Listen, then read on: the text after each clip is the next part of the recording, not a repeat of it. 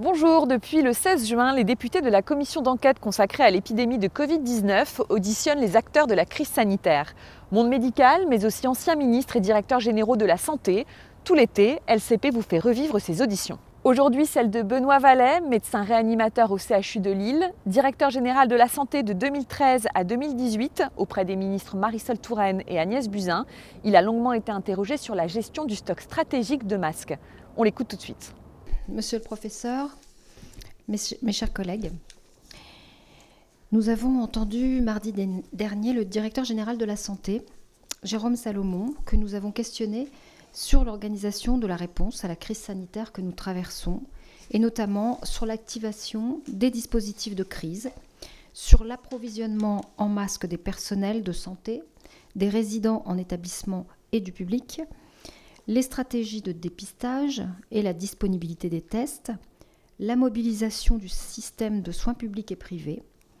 Tout ceci renvoie finalement à la question de l'état de préparation dans lequel nous nous trouvions au moment où, de manière soudaine et violente, l'épidémie de Covid-19 est arrivée en Europe et en France.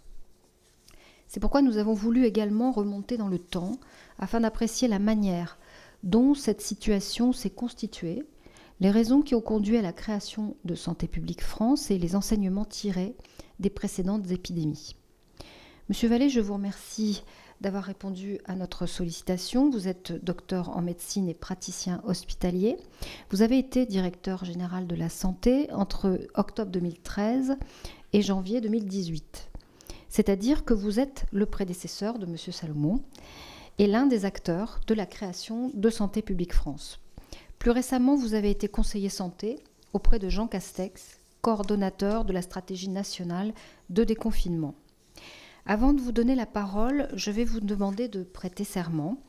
En effet, l'article 6 de l'ordonnance du 17 novembre 1958 relative au fonctionnement des assemblées parlementaires impose aux personnes auditionnées par une commission d'enquête de prêter serment, de dire la vérité, toute la vérité et rien que la vérité. Je vous invite donc à lever la main droite et à dire « je le jure ». Je le jure. Je vous remercie, monsieur. Je rappelle que donc cette audition est publique, qu'elle est diffusée en direct, puis consultable en vidéo et elle fera l'objet d'un compte-rendu écrit qui sera publié. Monsieur, je vais vous passer la parole pour un propos liminaire qui précédera notre échange de questions-réponses. Vous avez la parole, monsieur. Merci Madame la Présidente, Monsieur le rapporteur, Mesdames, Messieurs les parlementaires. Votre commission m'a sollicité au titre de mes responsabilités d'ancien directeur général de la santé occupé du 23 octobre 2013 au 8 janvier 2018. C'est aussi en tant que médecin, professeur d'anesthésie-réanimation et ancien président de la commission médicale d'établissement du CHU de Lille, où j'ai exercé ma discipline jusqu'à ma nomination au ministère des Affaires sociales et de la Santé et du droit des femmes, que je me présente à vous. La crise Covid a touché durement notre pays, et donc mes premières pensées cet après-midi vont d'abord vers les personnes et les familles qui ont été atteintes par le virus SARS-CoV-2 et concernées par la maladie dans la souffrance ou le deuil. C'est dans ce contexte de crise Covid que dès le 16 mars, en tant qu'anesthésiste réanimateur, j'ai proposé mon engagement au directeur général de l'assistance publique Martin Hirsch, lequel m'a sollicité pour observer la réponse du Grand Est de la France à cette situation sanitaire exceptionnelle. Et ce, afin d'aider à préparer au mieux les établissements de Paris et de l'Île-de-France. Après mise à disposition de la Cour des comptes, où j'exerce actuellement mes responsabilités, j'ai pu rencontrer les 19 et 20 mars les équipes de l'Agence régionale de santé et celles des services de médecine d'urgence, d'unité Covid et de réanimation des hôpitaux de Strasbourg, Colmar et Mulhouse. Je veux ici les remercier tout particulièrement pour l'accueil qu'elles m'ont réservé et l'aide qu'elles m'ont apportée dans l'exercice de cette mission. Vous l'avez dit, Madame la Présidente, dans ce contexte de crise sanitaire, ma mise à disposition s'est ensuite prolongée du 10 avril au 2 juin, aux côtés de Jean Castex, délégué interministériel en charge de la mission de coordination pour la stratégie nationale du déconfinement.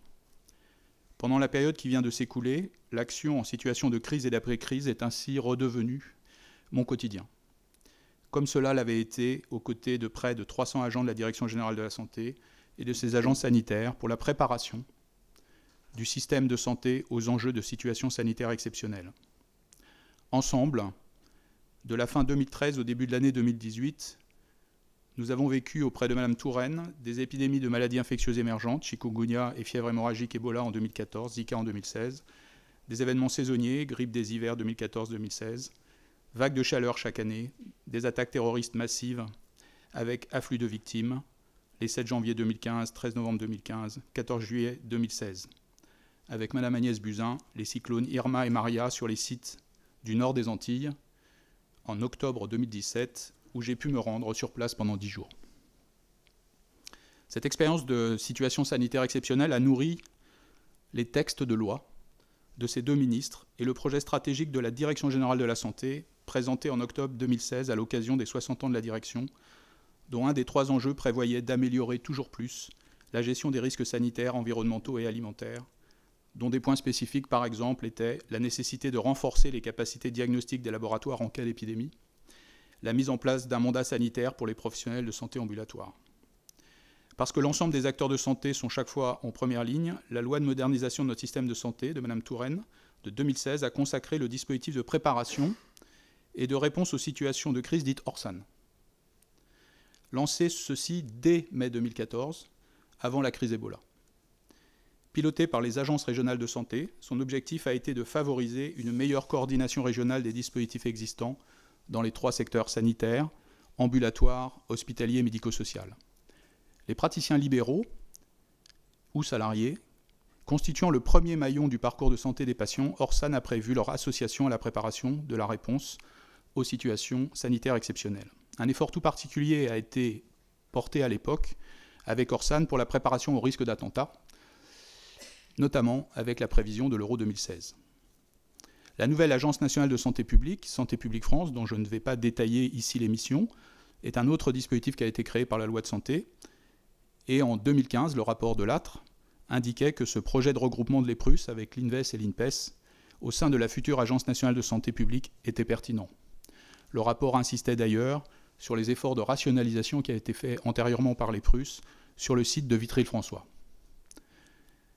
Je veux insister un peu sur cette plateforme de Vitry-le-François, on y reviendra très certainement dans les questions. D'abord au titre de l'EPRUS, puis de Santé publique France, puisqu'en fait cette plateforme s'est constituée au fur et à mesure du temps. Et ça a été une réalisation très forte de la logique de préparation aux situations sanitaires exceptionnelles entre 2014 et 2016. Que permettait cette plateforme? De concentrer la majeure partie du stock stratégique d'État sur un site centralisé, en garantissant les bonnes conditions de stockage des produits, amplitude de température comprise entre 15 et 25 degrés, et hygrométrie contrôlée inhérente à chaque référence. Pour la partie spécifique des masques, la température ne devait jamais descendre en dessous de 10 degrés, donc il y avait une garantie de chaleur. Faciliter les opérations de fiabilisation des stocks, et en particulier faire des inventaires. Faciliter les études menées en collaboration avec l'ANSM sur l'extension des durées de péremption de certains produits antibiotiques. Vitry est fait de 2 parties, une partie d'établissements pharmaceutiques et une partie de stock, qui sont d'ailleurs les masques, mais aussi les équipements d'injection de vaccins, des tissés pour faire un certain nombre de choses en matière de soins. Cette plateforme permettait aussi de disposer en propre d'une implantation incluse dans un site disposant d'un haut niveau de sécurisation, puisque c'est un point d'importance vitale. Ça permettait de réduire les coûts de stockage et la collaboration avec le service de santé des armées et l'autorisation finalement d'une réactivité en cas de crise pour permettre, à partir de ces zones de stockage, la distribution des produits. Et dès le mois d'août 2013, une circulaire avait été faite sur les conditions de distribution de ces produits, avant même d'ailleurs que cette plateforme soit terminée. J'y reviendrai dans les questions, je pense. Pour terminer, la loi de modernisation du système de santé a aussi conféré une base légale au comité d'animation du système d'agences, dont la mission est de renforcer la cohérence et l'efficience des activités des agences, en assurant la coordination de leurs programmes de travail annuels et en élaborant des stratégies communes avec une spécificité d'un CASA décliné, comité d'animation du système d'agence, en sécurité sanitaire, qui va au-delà des réunions de sécurité sanitaire du mercredi matin auxquelles M. Salomon a fait référence dans son intervention. Enfin, cette loi a finalisé le chantier de réforme des vigilances sanitaires, avec, vous le savez, un portail qui était ouvert la première fois en mars 2017. Sur un plan plus européen, pendant la période 2013-2017, la Direction générale de la santé a activement contribuer pour le ministère et la France à l'élaboration et la mise en œuvre de la décision européenne relative aux menaces transfrontalières graves de la santé. Et elle a ratifié un accord cadre qui permet l'acquisition groupée de contre-mesures médicales à l'échelle européenne, et en particulier le fait de pouvoir réserver des vaccins contre les périodes de pandémie grippale, qui permet effectivement d'avoir une action de niveau européen et pas seulement une action de niveau national. Voilà, je voulais juste faire cette introduction sur un certain nombre, évidemment ceci n'est pas exhaustif, de mesures qui ont été prises non seulement dans le contexte de la loi, mais parfois au-delà même de la loi, pour préparer le système de santé, et je suis bien sûr à votre écoute pour répondre à vos questions. Monsieur le rapporteur, je vais vous passer la parole.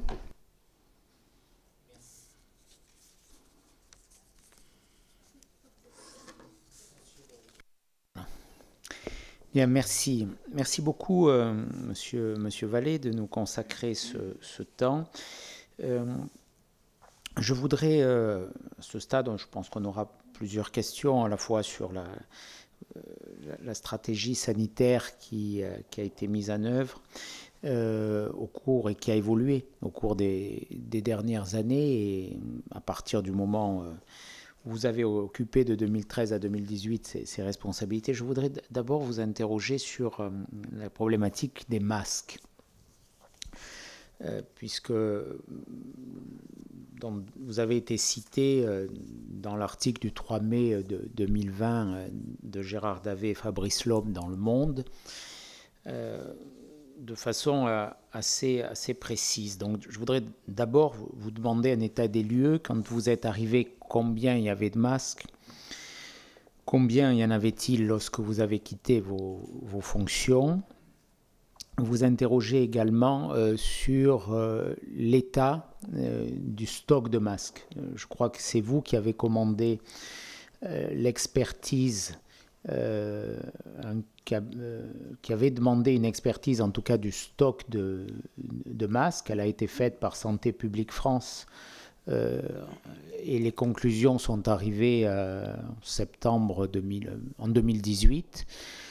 Hier, M. Bourdillon, le directeur général de Santé publique France à l'époque, nous l'a indiqué. Le Monde fait état de votre appréciation sur ce stock de masques, en disant que selon vous, je cite de mémoire, une partie de ces masques aurait pu être et aurait dû même être utilisés, et que rien de formel ne l'interdisait. Donc on a quand même eu cette expertise. Qu'est-ce que vous en pensez? Ensuite, je voudrais savoir, vous avez été nommé en octobre 2013. Le secrétariat général à la défense et à la sécurité nationale définit en mai 2013 une nouvelle stratégie qui confie à chaque employeur le soin de déterminer l'opportunité de constituer des stocks tactiques, notamment de masques FFP2 pour protéger son personnel. Donc et cela nous a été dit, et on le sait, un changement assez important de doctrine. Comment vous avez accompagné ce changement de doctrine? Et notamment comment, puisque c'est aussi un point qui est soulevé dans l'article du Monde, et que vous, en tout cas, je ne sais pas si la citation est exacte, mais le Monde vous fait dire que ce qui était important, c'était que votre obsession était le fait d'avoir 1 milliard de masques et d'évaluer comment ces stocks tactiques, ces réserves tactiques, qui étaient notamment, dont disposaient notamment les établissements hospitaliers, dont devaient disposer les établissements hospitaliers, étaient définis au plan local et étaient contrôlés. Donc, qui, sur la base de cette nouvelle doctrine, a défini un nombre, les ARS, vous, la DGS, les ARS, centres hospitaliers régionaux, qui définit le nombre de masques FFP2? Est-ce que c'est une définition purement interne? Qui la contrôle?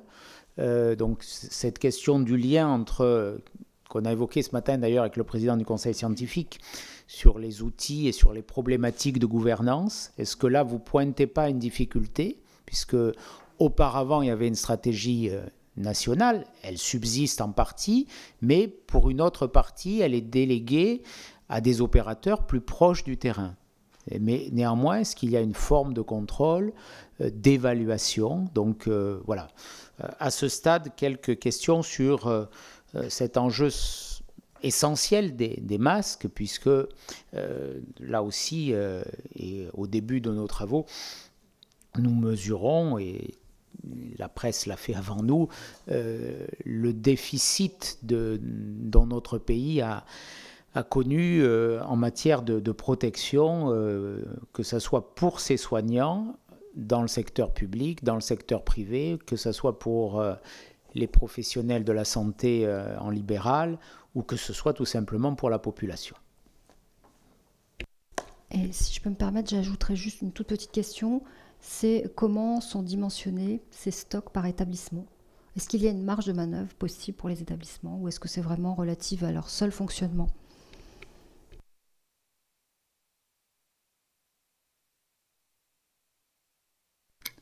Merci, monsieur le rapporteur. Merci, madame la présidente. Alors, en réalité, beaucoup de questions immédiatement qui montrent votre connaissance du sujet. Alors, je vais essayer de les prendre une à une pour essayer d'expliquer au maximum le rationnel de tous ces sujets.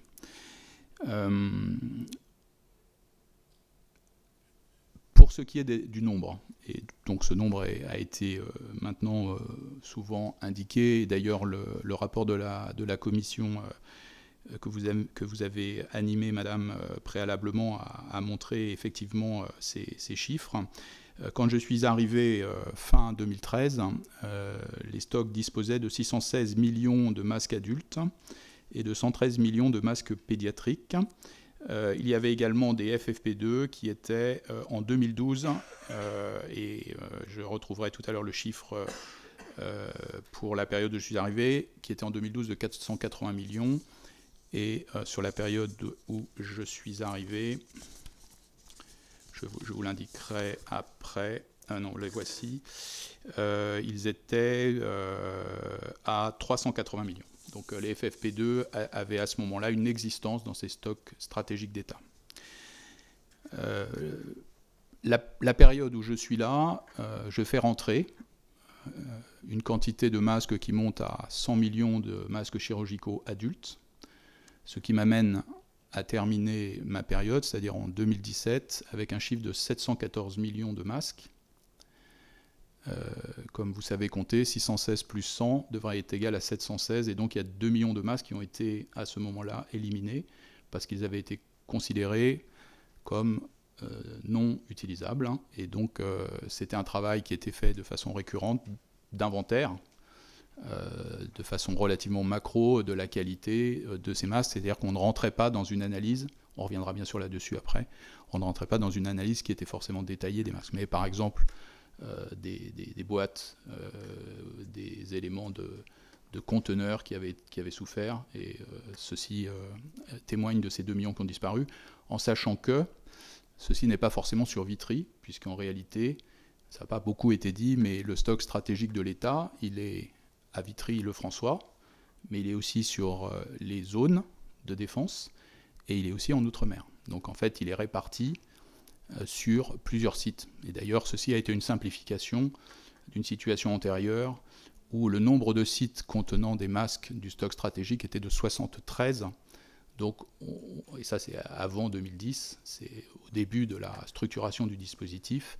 Et donc une partie de la logique, à partir de 2010, puis les années qui ont suivi, a été de rapprocher. Il y a d'abord eu cette plateforme nationale, puis progressivement de concentrer. Donc il y a eu un effort de concentration de ce stock, qui est important à bien comprendre, mais avec des dispositifs zonaux qui sont restés et des dispositifs aux Outre-mer, pour une logique de proximité d'action. Dans toute cette période-là, notre appréciation est que ce stock de masques est en état d'utilisation, puisque ces 616 millions dont je parle sont sans péremption.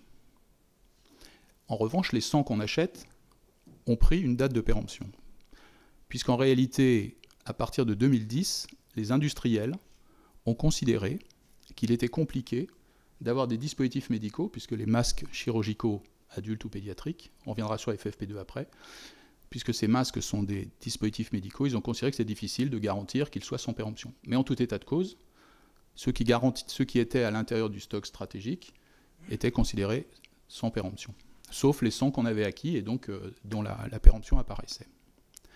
Pourquoi est-ce que les stocks de masques chirurgicaux sont considérés sans péremption? Parce qu'ils ne se dégradent pas, à la différence des FFP2, dont les modules hydrostatiques, qui permettent la lutte contre les gouttelettes, contre les aérosols, nécessitent effectivement cette capacité électrostatique qui se dégrade en une période de 3, 4 ou 5 ans. D'ailleurs, ça a été un des éléments forts pour dire qu'on ne pouvait pas les stocker, puisqu'ils allaient se dégrader. La date de péremption que les industriels ont ajoutée après pose de fait la même question. Et donc c'est une question pour le présent et le futur. Mais en tout état de cause, ces masques étaient considérés comme non périmables, et donc ils nous donnaient, je dirais, beaucoup de sécurité en termes d'utilisation. Pourquoi est-ce que les choses changent? Pas tellement parce que les industriels ont mis une date de péremption, mais plutôt parce qu'en 2014 apparaît une nouvelle norme. Et cette norme ajoute à ce que sont les qualités de filtrabilité et de résistance. Vous avez la filtration, qui est considérée comme une filtration bactérienne, puisque ce sont des outils d'abord anti-projection pour ce qui est des masques chirurgicaux. Donc vous avez la capacité de filtration et la résistance à la ventilation, si vous préférez. Bon, on sait par exemple que les masques tissés sont plus résistants que le sont les masques chirurgicaux, sont plus confortables. Voilà, ça vient de cette capacité de pression qu'il peut y avoir à déclencher pour faire passer l'air. Et donc, une troisième norme apparaît en 2014, un troisième critère qui est la non-contamination bactérienne. Et donc, on considère qu'il doit y avoir une quantité donnée de présence bactérienne sur les masques pour qu'ils puissent être utilisés ou non. Ce ne sont pas des outils stériles, c'est-à-dire qu'ils sont naturellement contaminés. Après, la quantité de contamination peut, et c'est logique, devenir un problème. Quand on parle de contamination, on parle là de quantités extrêmement faibles. Ce sont des colonies formant unité, ce qui est une unité de bactériologie. Et donc, 2014, cette nouvelle norme apparaissant, la logique, à un moment donné, voulait qu'il puisse y avoir une réévaluation de ce stock de masques. Vous verrez que ça nous amène à la question de l'évaluation qui en a été faite en 2020. Or, ceci est enregistré à la fin de l'année 2014, et je sollicite l'Agence du médicament pour demander comment évaluer les masques, pour savoir quel est leur caractère opérable. Et l'Agence du médicament m'a répondu en m'indiquant qu'il y avait 2 laboratoires qui étaient capables de faire l'ensemble de ces critères, dont un laboratoire nord-américain qui s'appelle Nelson et un laboratoire belge qui s'appelle Santexbel, qui est devenu maintenant un laboratoire célèbre. Et donc les discussions débutent en 2015 et j'envoie des demandes auprès de l'EPRUS, de son directeur, pour savoir comment procéder en termes d'appel d'offres, de plans d'échantillonnage, et bref, comment on commence à faire une évaluation. Et comme je vous le disais tout à l'heure, c'est le moment où les mouvements de concentration du stock stratégique se font, et ils vont se dérouler toute l'année 2015 et une partie de l'année 2016. Plus de 1000 camions qui vont transporter des palettes pour les faire venir sur le stock central. Nous étions à ce moment-là avec 7 plateformes nationales qui constitueront une plateforme centrale qui est Vitry, avec cette idée donc, que j'ai indiquée dans mes propos liminaires, d'un endroit sécurisé, d'un endroit contrôlé sur le plan climatique, température, hygrométrie, etc.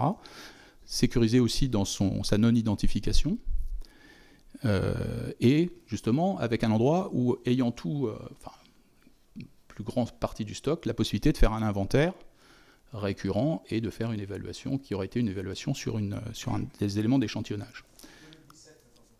Non, cette période de mouvement, cette noria de dispositifs qui ramène l'essentiel à Vitry, c'est toute l'année 2015 et une partie de l'année 2016. Et donc, nous n'avons pas, ces échanges seront sans doute à prolonger avec le directeur de l'EPRUS, mais nous n'avons pas décidé à ce moment-là de cet échantillonnage, pour la raison suivante, c'est que quand vous faites un appel d'offres et que vous devez déclencher cet appel d'offres et utiliser les moyens pour aller au terme de l'objet de cet appel d'offres, il est en durée limitée. Et donc, nous étions sur une période de plus d'1 an de mouvement, et donc, il semblait raisonnable d'avoir attendu la mise en place du stock central pour faire une évaluation qui aurait été une évaluation large, avec un plan d'échantillonnage large, etc. Alors, vous me direz, vous auriez pu le faire avant les déplacements, sauf que si vous transportez des masques et que vous les abîmez en cours de route, parce qu'en fait, il y a des cartons qui ont été abîmés en cours de route, certains qui ont été écartés dont j'ai parlé tout à l'heure, eh bien, vous allez annuler finalement l'échantillonnage que vous aurez fait avant. Et donc, il était raisonnable d'attendre d'avoir constitué le stock central et de l'analyser et de pouvoir faire un inventaire correct. Et donc, c'est comme ça qu'en 2016, fin 2016, les réunions conduisent à la saisine que j'ai envoyée en avril 2017 pour avoir une idée de ce stock. Puisqu'effectivement, nous arrivions au-delà de 10 ans pour un certain nombre de ces produits et qu'il semblait tout à fait raisonnable de les évaluer. Il faut que vous vous représentiez ce qu'est Vitry. On a vu peu de photos d'ailleurs.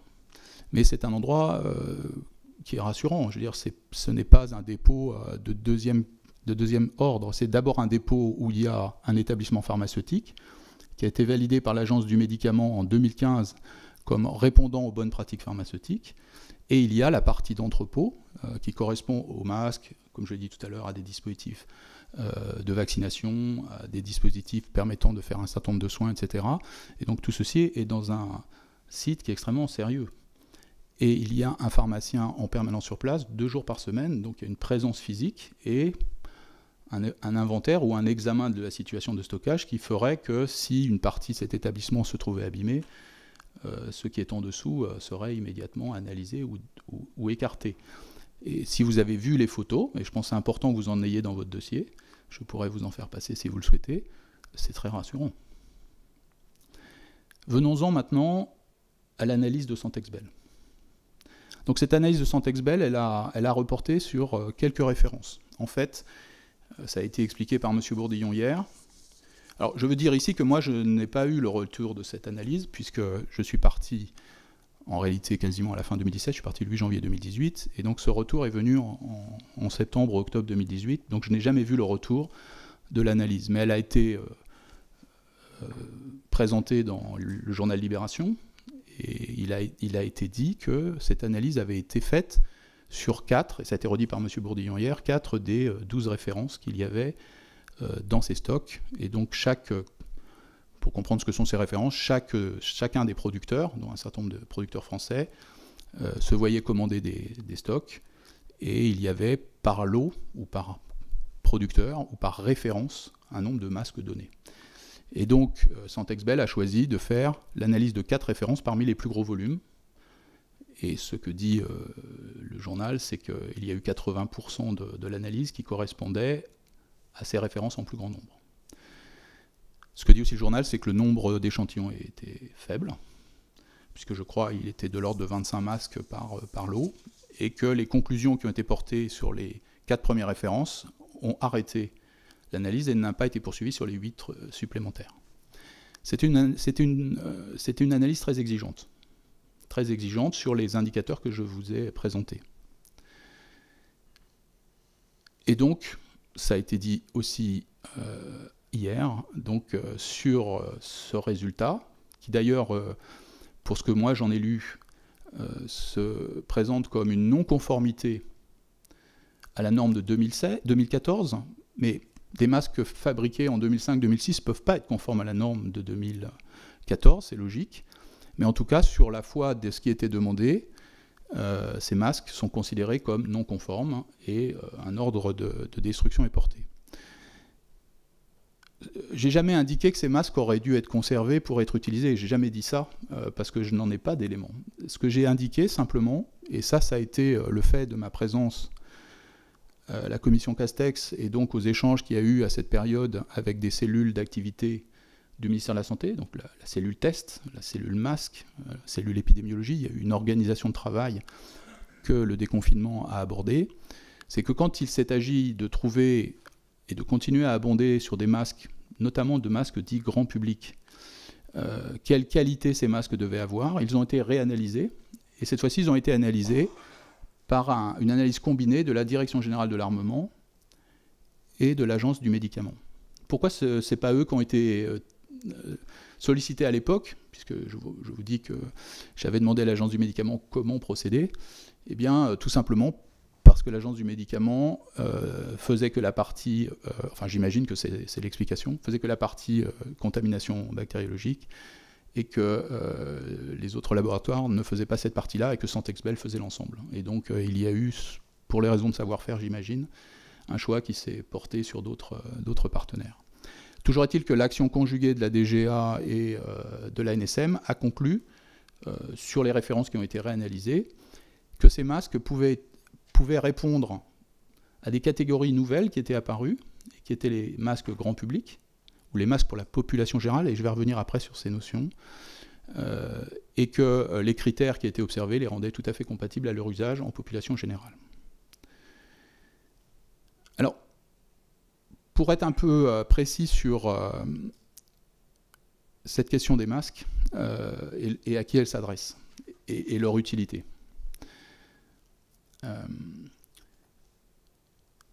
On pourrait considérer trois situations. La population générale, avec des personnes malades ou non, les professionnels de santé n'ayant pas des actes invasifs, et les professionnels de santé qui font des actes invasifs, notamment les anesthésistes-réanimateurs, et pas les anesthésistes-réanimateurs tout le temps, mais un anesthésiste-réanimateur qui fait une intubation, c'est-à-dire qui fait une laryngoscopie, il est très près du patient, un anesthésiste-réanimateur qui fait une aspiration bronchique, un gastro-entérologue qui fait une fibrodigestive, un pneumologue qui fait une fibrobronchique, etc.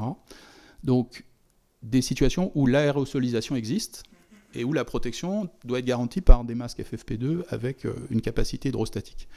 Autrement dit, ce que le Haut Conseil de santé publique avait précisé en 2011, c'était cette attribution des masques en fonction des catégories. Et donc, en limitant les FFP2, et on reviendra après sur les FFP2, en limitant les FFP2 à ces catégories-là, ce qui n'était pas le cas antérieurement. C'est-à-dire que la constitution des stocks stratégiques à l'époque du délégué interministériel pour la lutte contre la grippe aviaire, M. Houssin, il n'y avait pas cette différenciation entre des masques FFP2 pour des soignants très particuliers et les masques chirurgicaux. Le masque FFP2 était pour les professionnels de santé. Ce qui fait qu'il y a eu d'ailleurs une association. Oui, c'est ça. Il y a eu avant 2011 même, je reviens à 2011, il y a eu une association forte qui a été que le FFP2, c'est pour tous les soignants. Ce qui n'était plus le cas avec la doctrine du Haut Conseil de santé publique de 2011, qui précisait bien que le FFP2 avait des indications précises, et d'ailleurs ils ont refait récemment, il y a un nouvel avis du 10 mars 2020 où ils ont repris l'attribution des masques en fonction des profils, notamment de soignants. Et donc ils attribuent le FFP2 qu'à ce segment-là. Et donc le Haut Conseil fait cette appréciation de l'attribution des masques à l'époque. Et donc le secrétaire général de la Défense et de la Sûreté nationale, avec les ministères, avec la représentation de l'Élysée et de Matignon, établit une nouvelle doctrine pour les FFP2, mais ne change pas cette logique de stock stratégique d'État par ailleurs, indépendamment du FFP2. C'est-à-dire que la cible du milliard, quelque part, reste... non, ce n'est pas une obsession personnelle, mais c'est une cible qui reste celle qui est revendiquée. Donc, pour moi, par rapport à cette réévaluation de la DGA et de la NSM, la réflexion qui peut être posée, c'est qu'en population générale, ces masques auraient trouvé un emploi. Par exemple, quand ils ont été recommandés, vous avez vu dans le déconfinement, quand ils ont été recommandés dans les transports en commun, en particulier parce que si tout le monde porte un masque, le vis-à-vis peut...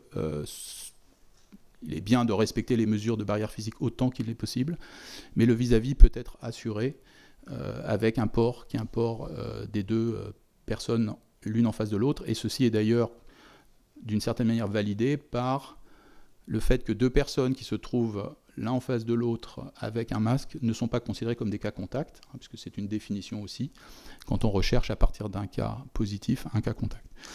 Donc, l'hypothèse qui pouvait être formulée à ce moment-là était de se dire, au fond, peut-être que ces masques n'avaient plus le niveau de masques chirurgicaux adultes pour professionnels de santé non spécifiquement exposés à des aérosolisations, etc., mais ayant besoin d'avoir une filtrabilité suffisante, etc., mais pouvaient être finalement utilisés en population générale et chez des personnes non malades. Aussi, c'est aussi important. Et donc, si vous voulez, ce point-là, de mon point de vue, pouvait mériter une interrogation.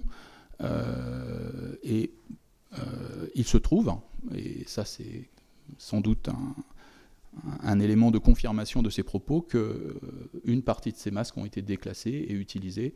Et Mme Chen annonçait 86 millions sur les 260 millions, je crois, qu'elle a indiqué, qui avaient été non concernés par la destruction. J'en viens à un point qui mérite aussi qu'on passe un peu de temps, qui est celui des stocks tactiques par rapport à des stocks stratégiques. Alors, les appellations ne sont pas immédiatement parlantes. Les stocks tactiques, en fait, sont des stocks d'intervention. Donc, ils sont faits d'un certain nombre d'éléments qui permettent de faire face à des victimes pendant un temps limité, 24 heures. Et ils sont plus ou moins importants. Ces stocks tactiques sont répartis selon leur volume d'usage entre les SAMU, donc sur plus de 100 établissements nationaux, ou au niveau des CHU, donc plus d'une trentaine, lorsqu'ils sont plus conséquents. Donc en fait, on les appelle postes sanitaires mobiles, PSM, de niveau 1, c'est pour 25 victimes, donc c'est plutôt limité en volume. Ceux-là sont au niveau des SAMU. Et puis les PSM2, qui sont en réalité pour 200 victimes et qui sont d'un volume évidemment plus important, plus conséquent, permettent de faire de l'activité chirurgicale initiale, par exemple, et donc on les avait rénovés dans le contexte des attentats, pour faire par exemple du damage control, c'est-à-dire de la chirurgie interventionnelle sur le terrain qui permet de limiter notamment les lésions hémorragiques et qui permet de transporter les victimes vers une ressource sanitaire plus forte. Et puis en 2017, donc moi j'avais demandé à ce que ceci puisse être installé sur notamment les événements de Nice. J'avais demandé à ce qu'il puisse y avoir des PSM pédiatriques pour qu'effectivement cette notion de prise en charge de l'enfant puisse être faite, pas pour les nouveau-nés, mais au moins pour les enfants de moins de 10 ans. Et donc il y en a eu 25 qui ont été installés à l'époque en 2017. Alors est-ce que ces stocks tactiques comportent ou pas des FFP2 ? Voilà une question qui est finalement logique par rapport à tout ce qu'on se dit. La réponse est en obligation non, mais les éléments de doctrine rénovée que vous avez évoqué, donc de 2011, la vidéo conseil, et de 2013, pour ce qui est de la doctrine du SGDSN, ont été indiqués aux agences régionales de santé. Donc ça, c'est mon prédécesseur qui s'en est occupé, M. Graal, et je pense qu'il reviendra sur cet élément-là, au mois de mars, ou très peu de temps après que la je vais vous indiquer la date exacte. La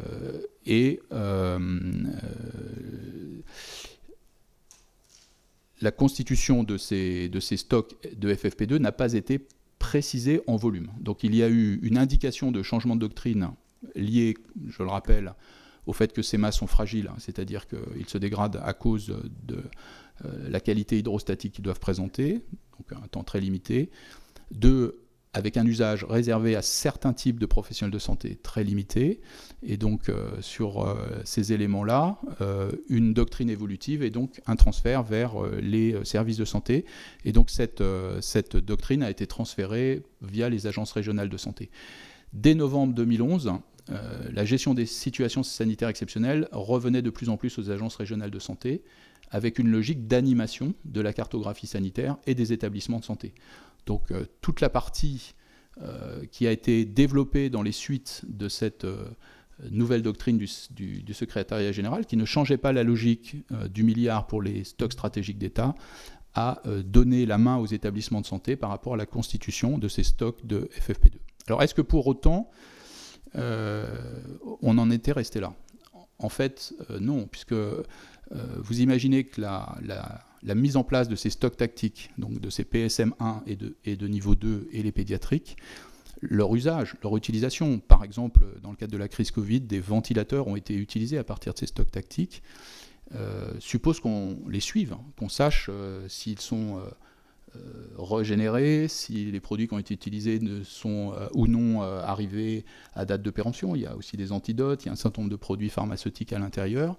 Ça suppose un suivi. Et donc, nous avons installé à l'époque, donc à partir de 2015, un système d'information qui s'appelle le système d'information de gestion des situations sanitaires exceptionnelles, SIGES, qui est un système qui est renseigné sur ces stocks tactiques et sur les éléments qu'ils comportent et les différents items à suivre. Et les établissements de santé peuvent renseigner les FFP2, ce n'est pas obligatoire, mais ils peuvent renseigner les FFP2 pour donner l'état de ces stocks et pour avoir cette information.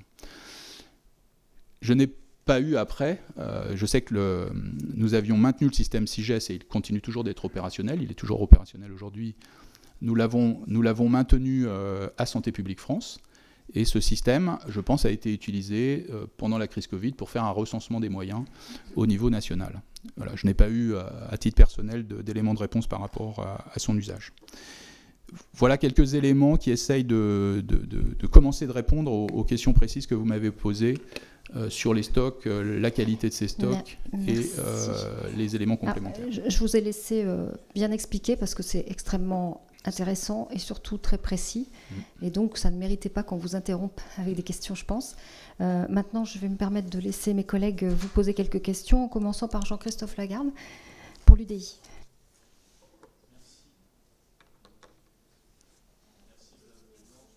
Fonctionne.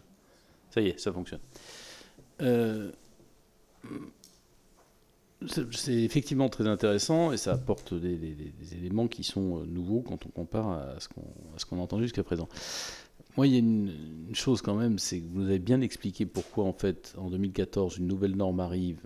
Sans doute à ce moment-là, s'est mis le questionnement sur notre stock de masse, son état, son opérabilité, son opérationnalité. On attend 2017, vous avez vu pourquoi. Je pense que les choix peuvent être contestables, mais surtout, ça veut dire quand même qu'entre 2014 et 2017, on a accepté, assumé qu'un doute existait sur l'état de nos masses. C'est-à-dire que si l'épidémie qui est survenue en 2020 était survenue en 2015 ou en 2016, on n'aurait sans doute pas été capable de dire aux décideurs publics ces masses sont utilisables ou pas. La deuxième chose, c'est sur la date de péremption que vous affirmez. En 2010, des fabricants disent finalement les produits que nous vous livrerons désormais auront une date de péremption. Vous nous avez expliqué pourquoi. Il me semble que ça devait conduire à deux questions. Et sinon, pourquoi? La première, c'est du coup, s'il y a une péremption pour ceux qui sont fabriqués en 2010, on peut se demander s'il n'y a pas une péremption pour ceux qui sont en 2004-2005. Et ça, on doit se poser la question dès 2010. Mais je veux votre sentiment. Vous n'étiez pas en responsabilité. Et la deuxième, c'est... Dans vos propos, je n'ai pas eu le sentiment finalement que le ministère de la Santé ait son mot à dire sur la date de péremption décrétée par les fabricants, de vérification de ça, ce qui pourrait laisser penser d'une certaine façon une obsolescence programmée, un peu cynique, non contrôlée. Bon. Parce qu'on a vu que des masques qui sont théoriquement périmés gardent en fait une bonne partie, je parle des FFP1 là pour le compte plus que les FFP2, gardent une bonne partie de leur propriété et donc de leur utilité. Partant de là, il y a une chose que je ne comprends pas depuis le début. On nous a expliqué qu'il y a à peu près 200 millions de masques, 250 millions de masques qui sont consommés par les établissements de santé en France, les établissements publics, chaque année. Et puis finalement, en 2010, on nous dit qu'il y a une péremption de 5 ans et on a un objectif d'1 milliard. Je fais une division peut-être stupide, mais 1 milliard divisé par 5, ça fait 200 millions. Et on se demande pourquoi... Peut-être qu'il y a une très bonne raison à ça. Plutôt que de dire aux hôpitaux achetez vos masques, on ne vient pas chaque année prendre 200 millions de masques ou 250 millions de masques dans un stock stratégique qu'on reconstitue, qui comme ça est tout le temps opérationnel. Pourquoi finalement cette mécanique ne s'est pas mise en place? J'ai été maire, le rapporteur président d'un conseil départemental, c'est le genre de choses qu'on aurait fait assez naturellement chez nous. D'ailleurs, accessoirement, moi c'est ce que j'ai fait quand j'ai vu qu'il y avait une nouvelle règle pour acheter des masques. Sur le dernier point, enfin l'avant-dernier point, il y a normalement, quand il y a le changement de doctrine qui dit on donne aux administrations, aux hôpitaux, etc., la responsabilité, à l'employeur, la responsabilité de constituer un masque, normalement, les ARS doivent le contrôler, doivent le vérifier, légalement parlant. Cette période de transition, c'est exactement celle où vous êtes directeur général de la santé, entre 2013 et 2018. Avez-vous donné des instructions aux ARS pour qu'ils aillent contrôler ces stocks, les stocks dans les entreprises, dans les hôpitaux, dans les administrations? Avez-vous eu des rapports avec les préfets des 7 zones de défense qui avaient pour mission, théoriquement, eux aussi, une fois par an, de vérifier que nous avions bien ceci? Et si ça n'a pas été fait, ou si vous n'avez pas été entendu, ou si les ARS n'ont pas pensé, pourquoi? Enfin, il y a quand même quelque chose qui me turlupine depuis hier. L'ancien directeur général de Santé publique France que nous avons entendu, qui a géré la fusion, nous a quand même dit, il l'avait dit à la presse, mais que finalement, il y a un sujet, c'est que la doctrine du secrétariat général de la Défense nationale disait en cas d'épidémie, les masques sont utiles. Ce n'est pas la seule chose utile, mais c'est utile, donc ils sont nécessaires. D'où vous avez, vous, l'objectif de monter au milliard de masques, mais qu'au fond, à la tête du ministère de la Santé, et sans doute pas des dirigeants d'aujourd'hui seulement, des gens doutaient de l'utilisation du masque. On a l'impression d'une dichotomie à la tête de l'État. Peut-être, vous avez travaillé avec Mme Touraine, d'autres, on les entendra travailler avec les ministres qui lui ont succédé, peut-être précédés. On a l'impression que finalement, on a une doctrine secrétariat général de la Défense nationale et que le ministère de la Santé ne la partage pas. Est-ce que vous pensez que ça a joué un rôle dans la décision ou la non-décision de renouveler le stock de masques, puisqu'on a bien vu hier que finalement, on découvre qu'il y a des masques qui ne sont théoriquement pas opérationnels, on les bazarde et on ne rachète pas la quantité de masques correspondante. Et avez-vous eu l'occasion d'échanger avec Jérôme Salomon lorsqu'il était au cabinet de Mme Touraine sur ce sujet-là? J'imagine qu'il y avait un débat au sein du ministère de la Santé sur « OK, on nous demande de faire ça, mais est-ce que c'est bien utile ?» Voilà, pardon Madame la Présidente, j'ai été long, mais j'essayais d'être cohérent. Comme on est moins nombreux, je suis plus suis permis large, un peu. Voyez-vous. Allez-y, monsieur, je vais vous laisser répondre. Alors, tout d'abord, préciser donc l'envoi de l'information sur la nouvelle doctrine SGDSN aux agences régionales de santé et le fait qu'elles prennent effectivement la main pour les établissements sur les FFP2 est envoyé en juin 2013, donc assez logiquement juste après la publication en mai de cette doctrine. Oui, donc alors. Encore une fois, le suivi des FFP2 revenait aux établissements. Le monitorage de ce niveau d'organisation pour constituer pour chaque établissement des FFP2 n'a pas démarré tout de suite. Et il a fallu, comme je l'ai indiqué précédemment, mettre en place un système d'information dont en 2017, 87% environ du système était déployé. Ça veut dire qu'il allait vers ces établissements de santé qui participaient à cette constitution de stock et les établissements le renseignaient. Mais encore une fois, sans aucun caractère d'obligation. Ceci était instruit par les agences régionales, mais sans aucun caractère d'obligation du point de vue du ministère. Pour des FFP2, encore une fois, dont je rappelle que c'était ciblé sur des populations de médecins extrêmement spécifiques et pour lesquelles les établissements avaient, je dirais, le volume d'acteurs potentiels en période, qu'elle soit une période dite de paix ou une période de situation pandémique. Donc ce volume peut être extrêmement différent d'un établissement à l'autre parce qu'il n'y a pas d'anesthésiste réanimateur, parce qu'il n'y a pas forcément de pneumologues qui font de la fibroscopie, que sais-je. Donc c'est quelque chose qui est quand même très variable d'un site à l'autre. Et donc ce recensement de l'information s'est fait de manière d'une façon de plus en plus automatisée, en particulier sur les PSM1 et les PSM2, au cours du temps grâce à ce système d'information. Je veux dire ici aussi que nous avons monté dans toute cette période, je ne l'ai pas dit, mais énormément d'amélioration du système d'information.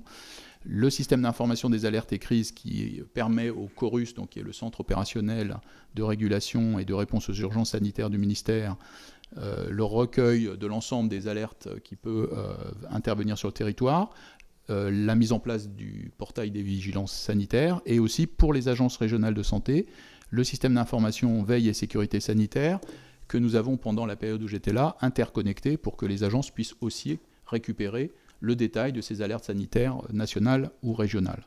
Et puis il y a eu récemment, vous le savez, le système d'information pour les prélèvements biologiques dans le cadre du testing, donc SIDEP, et le système d'information civique qui a suivi les attentats en réalité, et qu'on a aussi mis en place dans la période 2016-2017, qui permet le recensement des présences à l'hôpital. Et donc tout le suivi de la crise sur les données de présence hospitalière a été fait par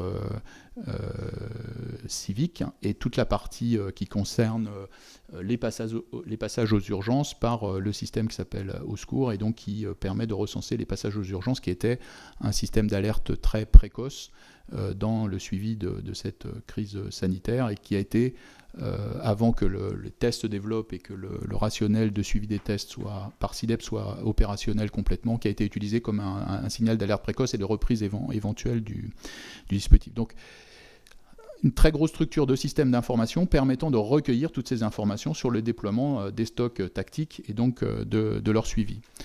Donc ce système n'existait pas, et il s'est progressivement développé avec la capacité de faire des recensements de plus en plus importants, avec, comme je l'ai dit au début, cette idée que depuis 2011, novembre 2011, les agences régionales de santé sont devenues les acteurs principaux vis-à-vis des établissements de santé, publics, privés, et aussi des professionnels libéraux, comme je l'ai dit aussi dans mes propos liminaires. L'articulation avec les préfets est prévue par Orsan. Donc Orsan, c'est les premières informations à destination des agences régionales de santé en lien avec les préfets, c'est mai 2014. Et ça a été précédé comme message d'instruction sur les stockages et la distribution par une circulaire d'août 2013, signée par M. Valls, qui était à l'époque ministre de l'Intérieur, et Mme Touraine, qui était ministre de la Santé, sur cette organisation à déployer sur le terrain. Donc un système qui est très élaboré et qui est d'une certaine façon déconcentré, et dont la responsabilité revient maintenant aux agences régionales de santé. Vous posiez la question de l'efficacité des masques. S'il vous plaît, Monsieur Lagarde, il y a encore des gens qui ont des questions, donc n'établissez pas un dialogue. Merci.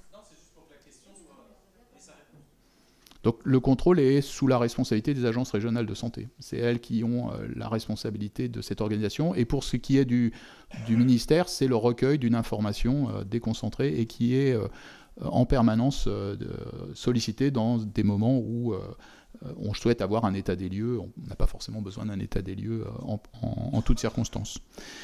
Vous avez posé la question de l'efficacité des masques, savoir si c'est un débat au ministère de la Santé. Non, ce n'est pas un débat au ministère de la Santé.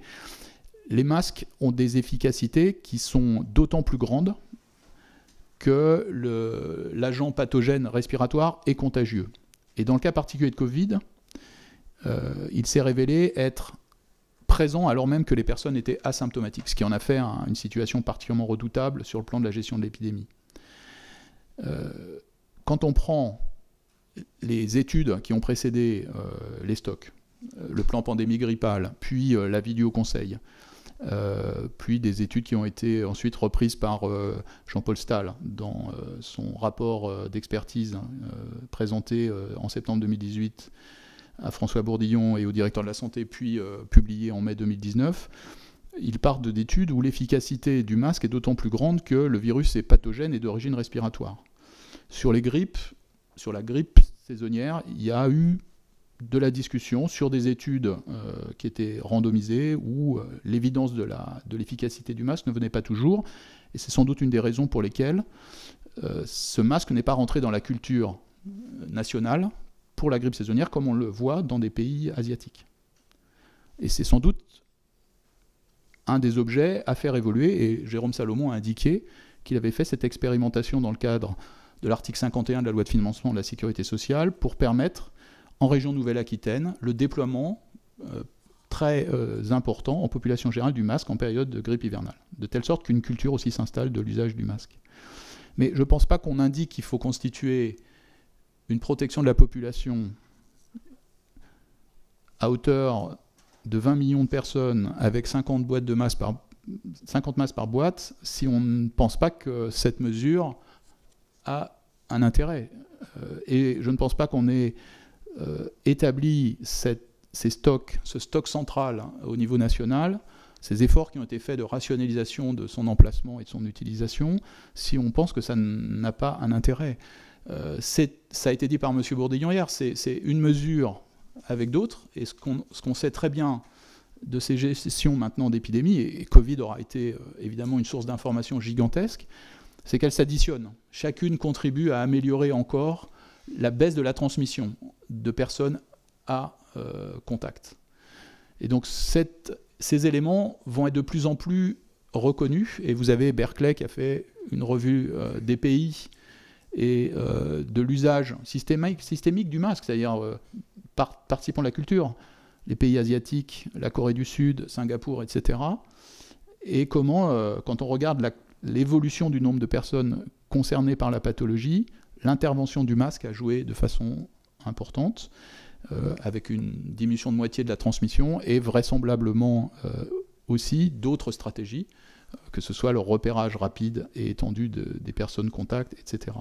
C'est pour ça qu'on peut espérer, et je fais juste ce point-là dans le cadre du déconfinement, c'est pour ça qu'on peut juste espérer qu'en appliquant de manière plus forte ces mesures qui sont ces mesures d'usage du masque, de gel hydroalcoolique, de distance physique autant qu'il est possible, pendant une période encore assez longue, on évitera, et puis bien sûr l'identification des personnes atteintes et les personnes contacts, c'est comme ça qu'on évitera certainement l'obligation d'un reconfinement massif qui est évidemment tellement préjudiciable pour nos organisations sociales.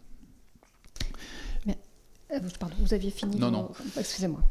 Non, je voulais juste indiquer que pour la période qui a séparé 2014, normes qui indiquaient peut-être une identification à nouveau de la situation de nos masques qui était garantie sans péremption, et on voit que ce terme-là prend évidemment une connotation caduque à un moment donné. Toujours est-il que pour nous, à cette période-là, ces masques sont considérés comme sans durée de vie limitée. On en fait rentrer de nouveau dans cette logique que vous indiquez d'un stock qui progressivement serait tournant. Mais on ne va pas beaucoup plus loin à ce moment où on recentre tous ces éléments dont nous disposons et dont j'ai déjà fait largement part et qui sont très très dispersés. La question se posait évidemment à partir du moment où l'expertise revient et où un certain nombre d'autres hypothèses doivent être mises en route. Vous avez indiqué le chiffre de 40 millions, 40 à 50 millions de masques par an, c'est la chronique habituelle. Hein. Le chiffre que vous avez donné est quand même assez important pour les masques chirurgicaux adultes. Et il passe à la semaine en situation de crise.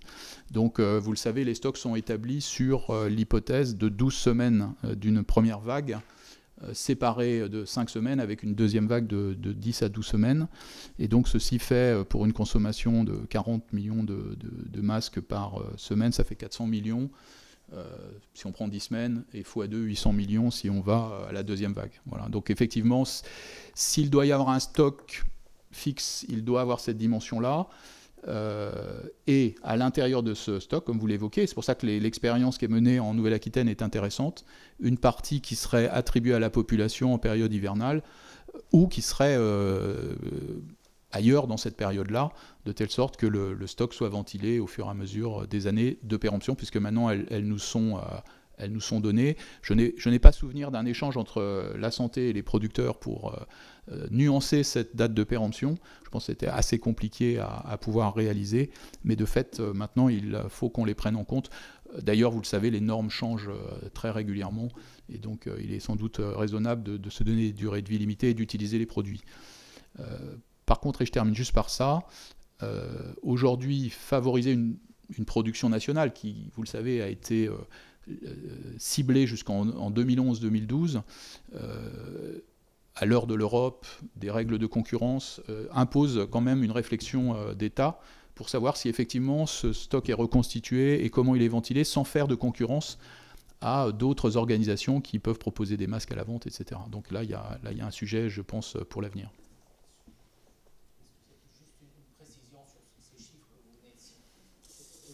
Il y a une petite gymnastique à faire dans cette audition, c'est qu'à chaque fois qu'on finit de parler, il faut éteindre le micro. Je suis navrée parce que sinon, monsieur Ciotti. Non, juste une toute petite précision sur les 40 millions que vous évoquez donc pour l'hôpital. Hein, par an en période normale, 40 millions par semaine en période de crise, ce sont des FFP2 ou des chirurgicaux. Hein.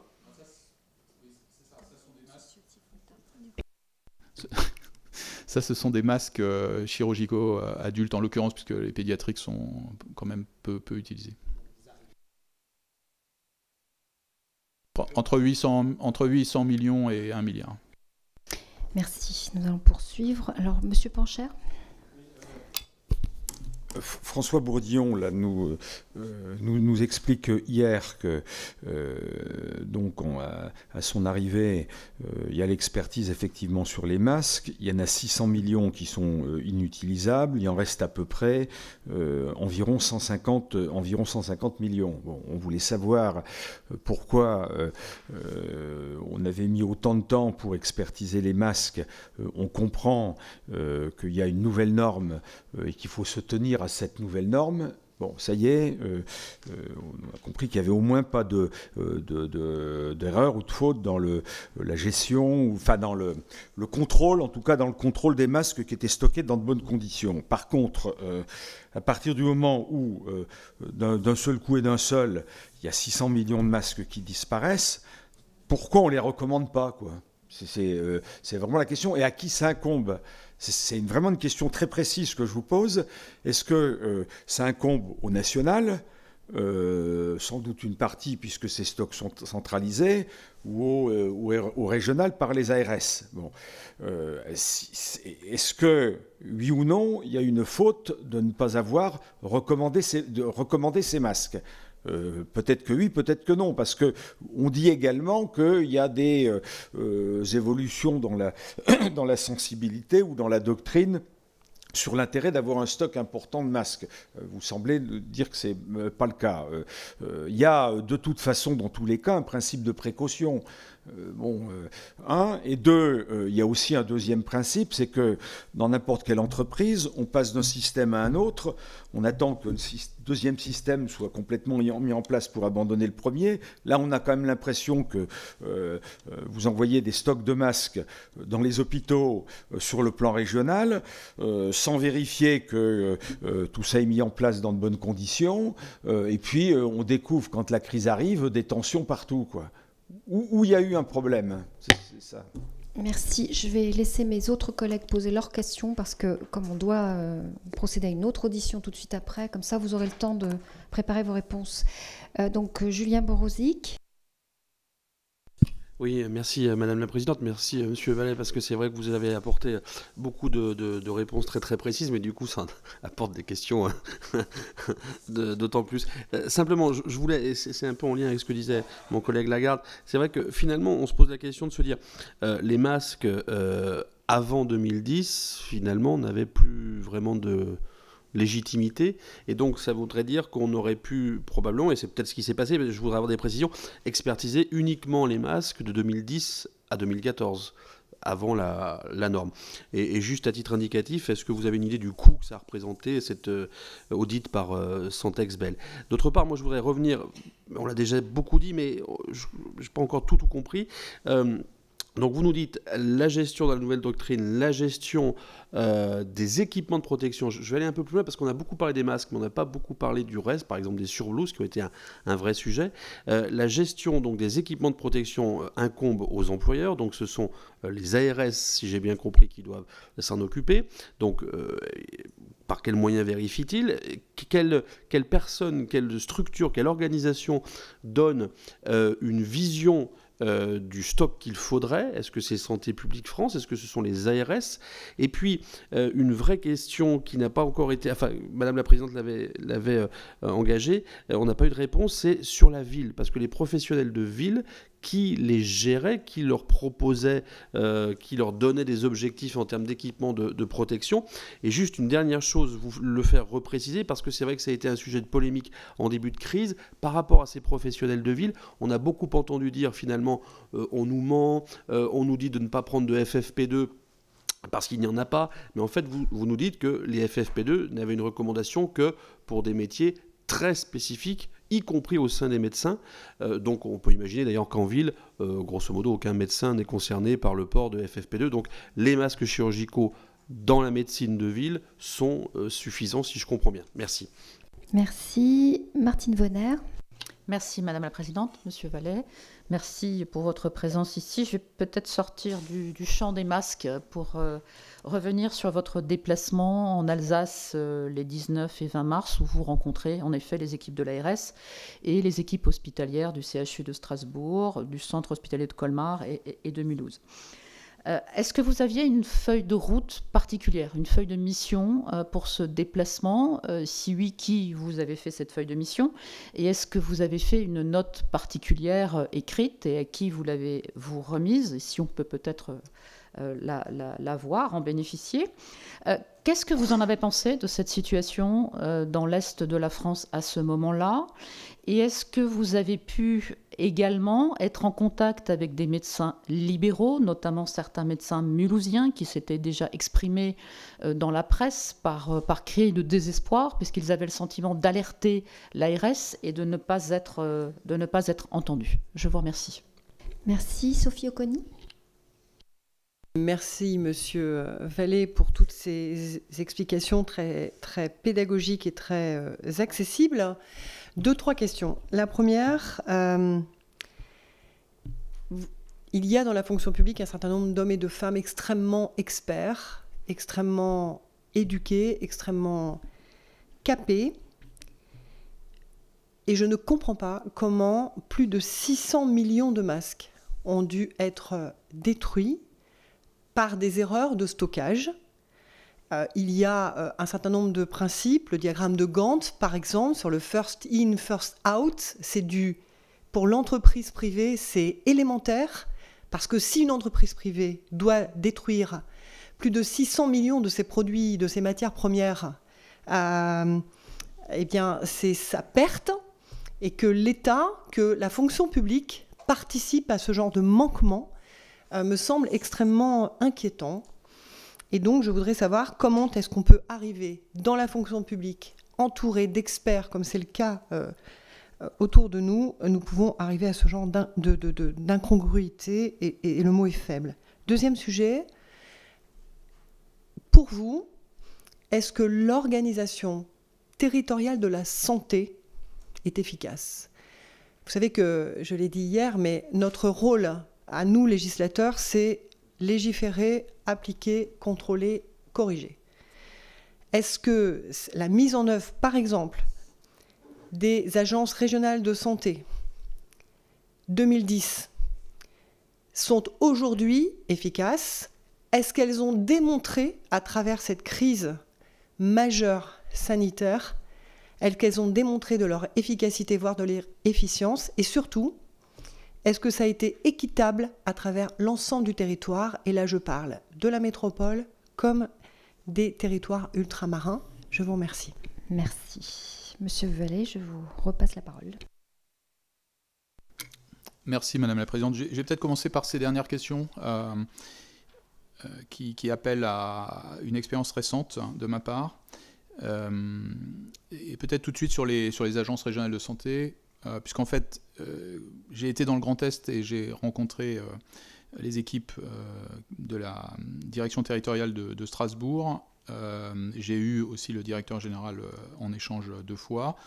Et puis après, quand je suis revenu aux côtés de Martin Hirsch, il m'avait demandé de faire aussi un travail de lien avec Aurélien Rousseau, donc le directeur général de l'ARS Île-de-France. Donc j'ai eu l'expérience de 2 agences régionales dans cette période sur des temps courts. Donc je ne voudrais pas prétendre pouvoir décrire l'entièreté des organisations et de leur réussite pendant la crise Covid. Cependant, ici et là, j'ai vu des expériences très intéressantes, en particulier donc, dans la partie Grand Est. L'agence régionale a su utiliser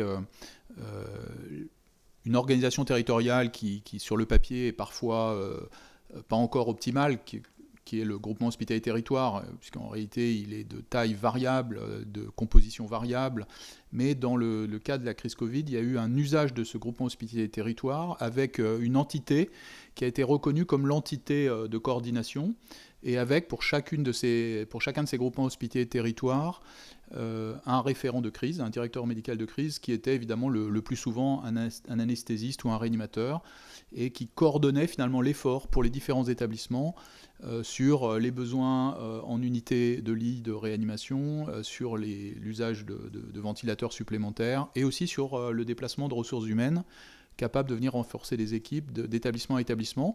Et ceci a été jusqu'à un partenariat public-privé qui s'est trouvé engagé et avec une solidarité qui a été très intéressante. Donc j'ai vu dans ce cadre de la crise l'utilisation d'une unité qui est peut-être un peu administrative et pas forcément toujours de partenariat si fort que cela sur le plan médical se renforcer de façon importante, et je suis certain que ce sont des éléments qui perdureront après la crise. Pour, par exemple, décrire sur l'ARS Île-de-France le sujet des établissements d'hébergement pour personnes âgées dépendantes, et donc la difficulté parfois de leur médicalisation, de la capacité d'envoyer des soins ou faire le suivi avec des équipes d'hygiène ou avec différents types de processus d'accompagnement importants pour la gestion de crise. Ce qu'on a vu par exemple, ça a été une organisation qui s'est faite en cohérence avec les filières gériatriques de l'Île-de-France, chacune des filières gériatriques reprenant à son compte les EHPAD avec lesquels elle se constituait sur une entité territoriale, et donc apportant tout le soutien, aussi bien en soins médicaux qu'en soins infirmiers, et en permanence de nuit, avec des filières qui ont été présentes du matin au soir, et avec une permanence de nuit qui existait soit pour la filière, soit qu'on avait installée sur le centre Picpus pour l'ensemble de l'Île-de-France pour la nuit profonde et les week-ends. Donc il y a une organisation qui est faite du pilotage d'une autorité administrative de santé et qui s'est fait ensuite, et là j'étais pas sur le terrain, mais aussi avec les préfets, et plutôt pour la partie qui a été la partie de dépistage, d'identification des cas et de sollicitation d'un certain nombre de services sociaux et complémentaires que les préfets et les maires pouvaient avoir de façon plus forte à leur disposition. Donc moi je crois que la crise aura permis de mieux comprendre l'usage du système de santé, et aussi aura permis à beaucoup de médecins de se renforcer sur l'idée de la santé publique et de la prévention, ce qui est un mérite important de cet épisode. Vous m'avez interrogé sur le rationnel d'élimination de produits dégradés. Évidemment, moi, je ne peux pas rentrer dans la période 2018-2019 où je n'étais pas présent. Et le first in, first out a de la logique. C'est-à-dire, comme je le disais tout à l'heure, le stock central de Vitry, un de ses objectifs, c'était de pouvoir faire un inventaire récurrent, d'enlever les produits dégradés et de faire une analyse qui soit une analyse d'échantillonnage rationnel sur les produits présents. Je disais tout à l'heure, c'était à la fois une plateforme d'équipement, mais c'était aussi un établissement pharmaceutique où les questions de péremption de produits étaient récurrentes et où le pharmacien responsable et le pharmacien adjoint qui était présent faisaient le travail. L'expertise de Santexbel, le coût estimé, je n'ai pas précisément le devis, mais c'était de l'ordre de 600 000 €. Donc c'est quand même une facture conséquente. C'est pour ça qu'elle demandait qu'on soit dans les meilleures conditions possibles pour que l'échantillonnage qui allait être fait soit cohérent par rapport à ce qui était attendu. Voilà pour une partie des questions. Et vous m'avez aussi interrogé donc, sur le lien qu'il peut y avoir entre les médecins libéraux. À Mulhouse, je n'ai pas eu d'échange avec les médecins libéraux puisque en fait ma mission, vous m'avez demandé ce qui était de ma lettre de mission, donc ma mission était pour le compte de l'assistance publique des hôpitaux de Paris, donc pour Martin Hirsch, auquel j'avais offert la possibilité de travailler, il m'avait demandé d'aller voir sur place, puisque la vague était en avance malheureusement sur le Grand Est et qu'elle n'avait pas débuté sur l'Île-de-France, pas de manière franche. Il m'avait demandé de regarder les adaptations de Mulhouse et Colmar pour amener un certain nombre d'hypothèses de travail et d'amélioration de la préparation, toujours l'idée de la préparation du système de santé. Et donc, ma mission se bornait à cela. J'ai eu des échanges avec un seul médecin généraliste de Strasbourg, qui m'a fait remonter effectivement les besoins qu'il pouvait avoir en équipement, mais pas d'éléments très substantiels. Et donc, pour répondre à cette attribution des équipements, encore une fois, le dispositif Orsan, qui est rentré dans la loi en 2016, prévoit que les agences fassent travailler ensemble les professionnels de santé, y compris les URPS, donc les unions régionales de professionnels de santé, pour préparer les situations sanitaires exceptionnelles. Et donc ils ont des réunions et ils doivent se préparer ensemble pour permettre d'affronter ces situations de crise. La logique est ramifiée. Encore une fois, un système de santé fonctionne avec les personnes au plus près du terrain, ceux qui sont à la fois les sentinelles, mais qui sont aussi les acteurs d'un système de santé totalement efficace.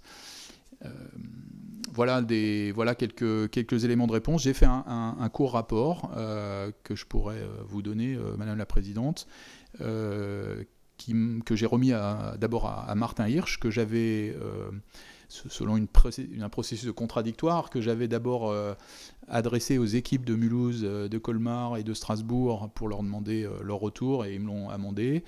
Et ensuite, une fois que ces amendements ont été faits, je l'ai adressé à Martin Hirsch, qui l'a envoyé à Aurélien Rousseau. Et on m'avait demandé de pouvoir le donner au directeur général de la santé, à la directrice générale de l'offre de soins, ce que j'ai fait. Il a été transmis aussi à la conseillère santé de M. Macron.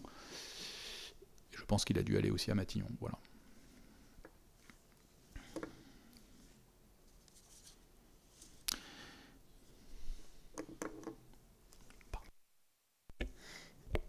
Merci. Je voudrais revenir sur la question des masques. On a évoqué ce stock d'1 milliard, j'en ai parlé tout à l'heure, vous l'avez révoqué. Je crois qu'on a mesuré que vous attachiez une importance à la présence de ce stock stratégique. Pour qu'on comprenne bien, vous aviez comme opérateur les Prus, qui se transforment en Santé publique France. Dans la convention qui lie, je pense, la DGS avec les Prus, il est indiqué, Jean-Pierre Dor, qui est notre collègue, il n'est pas là aujourd'hui, mais a été un des fondateurs, après son rapport de l'EPRUS, que chaque année, il devait y avoir un renouvellement, c'est inscrit dans la convention, des stocks stratégiques et des stocks de masques. Vous nous dites que vous avez fait une commande de 100 millions de masques. Alors, je ne sais pas si la saisine de l'EPRUS est faite avant votre arrivée ou après, mais je pense que la commande doit arriver en 2014, en tout cas. Donc, si vous pouvez me préciser sur cette date. Et est-ce qu'il y a eu d'autres commandes ? Et de ce fait, pourquoi on s'est progressivement éloigné de cet objectif que vous rappeliez vous-même et qui me paraît très pertinent, d'un stock d'1 milliard de masques.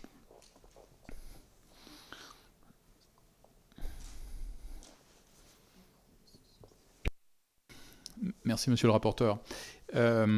Effectivement, le contrat d'objectif et de performance prévoit un programme triennal d'achat, et qui concerne d'ailleurs les masques, mais beaucoup d'autres produits qui concernent ces stocks stratégiques. Et la commande qui avait été initiée en juillet 2013, donc de 100 millions de masques, et qui viendra en réalité dans les stocks pour les années qui suivront, selon une incrémentation progressive. En réalité, 56 millions en 2014, 39 millions en 2015 et 5 millions complémentaires en 2016, plus les 2 fois 20 millions qui viendront pour les stocks pédiatriques.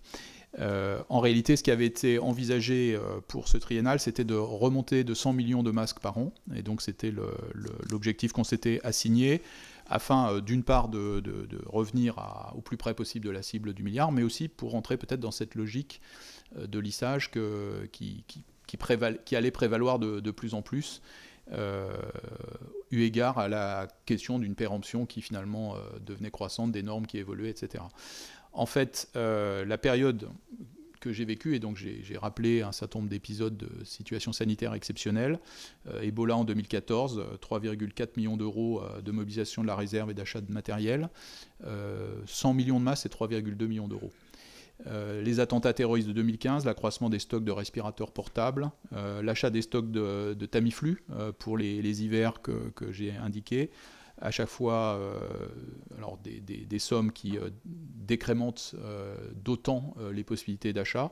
La même année, Zika, 1,5 million d'euros pour l'année 2016 notamment. Et puis d'autres éléments, donc le stock rénové de vaccins antivarioliques, qui lui aussi est ancien. Hein. On avait des produits qui remontaient à des années reculées et qui méritait effectivement une restauration. Je pense retrouver ces stocks vaccins varioliques, peut-être. Je regarderai après. Donc des produits qui remontaient vraiment au tout début de la vaccination, de la variole, et donc qui méritaient d'être rénovés. Et puis aussi... voilà, le contexte post-attentat, la crainte d'une attaque qui soit de niveau nucléaire ou chimique, hein, qui ont amené à renforcer les PSM dont j'ai parlé tout à l'heure sur la dynamique des antidotes et des équipements de protection NRBC, et un certain nombre d'outils qu'on a achetés dans ce contexte d'attentat, comme des ventilateurs, j'indiquais tout à l'heure, qu'on a d'ailleurs utilisés.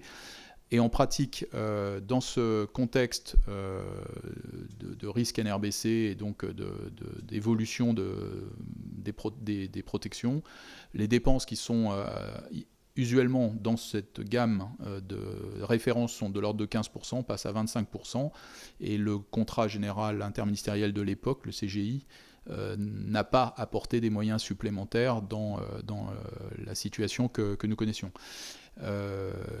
Alors les financements de l'EPRUS ont, comme d'autres agences, M. Bourdillon en parlait hier, subi un certain nombre d'évolutions, mais il faut savoir aussi que beaucoup de ces opérateurs avaient des fonds de roulement conséquents, et que ça c'est pas parce que la charge pour subvention de services publics diminuait que pour autant les moyens de l'opérateur disparaissaient ou diminuaient en proportion. Une compensation s'est faite pour un certain nombre de ces agences en amélioration de l'efficacité et de l'efficience budgétaire en utilisation du fonds de roulement. Pour autant, je crois qu'on était dans une sécurité de centaines de millions de masques et d'un stock qui avait été recentralisé pour une somme conséquente. La réinstallation de Vitry se comptait en plusieurs dizaines de millions d'euros. Donc il y avait eu un effort qui avait été réalisé, une sécurisation de ces stocks, et en pratique d'autres situations sanitaires exceptionnelles qui se sont enchaînées pendant toutes ces années-là, qui nous ont amenés à faire des choix qui n'ont pas totalement amoindri. C'est-à-dire qu'on a chaque année fait rentrer des dizaines de millions de masques pour continuer de renforcer ce stock. Et pendant cette période, il a indiscutablement augmenté. Sauf erreur de ma part, il n'y a pas eu d'autres commandes sous votre direction que celle qui intervient avant votre arrivée en juillet 2013.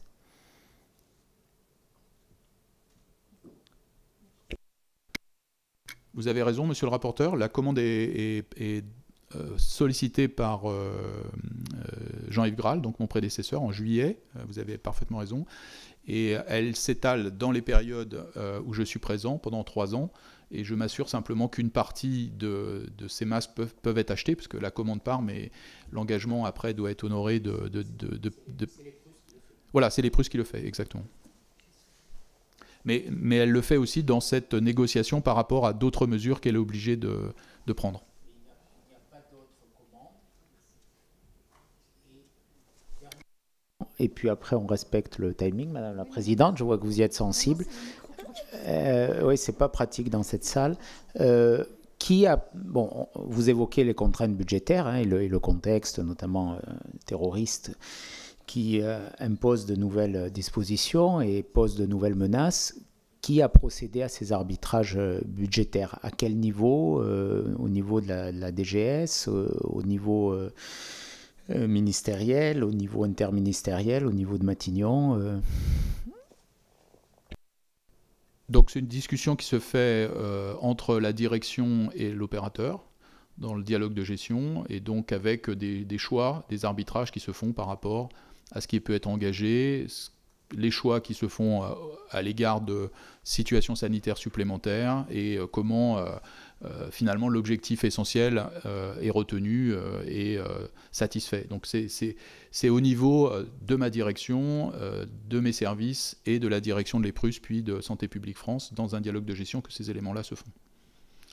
Le dialogue avec les opérateurs est un point très important de la tutelle. On n'a pas aujourd'hui parlé de la tutelle des opérateurs. C'est un sujet important et c'est la raison pour laquelle j'avais demandé à Mme Touraine qu'on puisse renforcer l'animation du système d'agence, le travail collaboratif des opérateurs entre eux, mais aussi, pour moi, de façon plus prosaïque, dans la conduite des travaux avec les agences, j'avais introduit l'obligation d'une réunion mensuelle pour permettre d'aborder les différents sujets qu'un opérateur peut avoir vis-à-vis de sa tutelle. Donc dans une compréhension de l'importance de l'indépendance de l'expertise, mais en même temps de la capacité à agir et à mettre en place des dispositions de réponse qui soient cohérentes avec les objectifs portés par le ministère. Et donc il nous a semblé, dans cette période-là, que nous restions cohérents avec la cible principale qui était la nôtre, et que nous faisions face en même temps à des situations sanitaires qui s'imposaient à nous de manière plus brutale. Voilà, vous venez d'entendre Benoît Vallet. Il a confirmé qu'aucune commande de masques de grande ampleur n'avait été effectuée alors qu'il était lui-même à la tête de la Direction générale de la santé. Cette audition, comme toutes celles de la commission d'enquête, est à retrouver sur notre site lcp.fr.